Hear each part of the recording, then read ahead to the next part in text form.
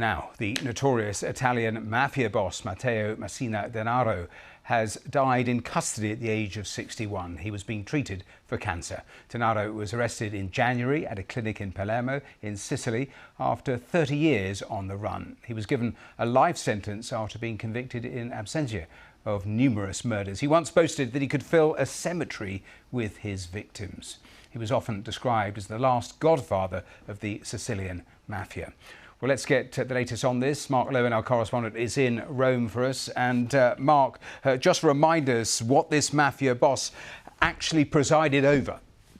He presided over the feared and ruthless Cosa Nostra, one of the biggest bosses in the Sicilian mafia, Matthew, and he was convicted actually of multiple life sentences because of the dozens of murders that were attributed to him, including involvement in the murders of the two anti-mafia judges, Giovanni Falcone and Paolo Borsellino, who remain still two very iconic figures. They were assassinated in 1992 by the mafia, trying to stand up and crush the Sicilian mafia.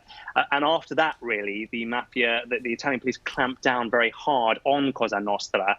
But Denaro remained on the run for 30 years, and he was finally tracked down because of the chemotherapy treatment he was receiving in a clinic in Sicily. And it is that same cancer that led the police to his arrest in January, that has now led to the end of his life. And when he was arrested, he boasted that he would not divulge any information, he had no regrets at all. So many will fear, actually, that he will take some of those biggest mafia secrets to his grave.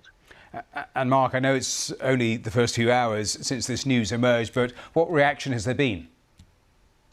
Well, look, when he was arrested, it was a huge deal, Matthew, because he was extremely symbolic, even though Cosa Nostra is not the force that it once was, because it has been rather eclipsed by Italy's other mafias, particularly the 'Ndrangheta in Calabria, that is the toe of Italy, that is now the country's most powerful mafia, and in fact controls around 80% of the international cocaine trade.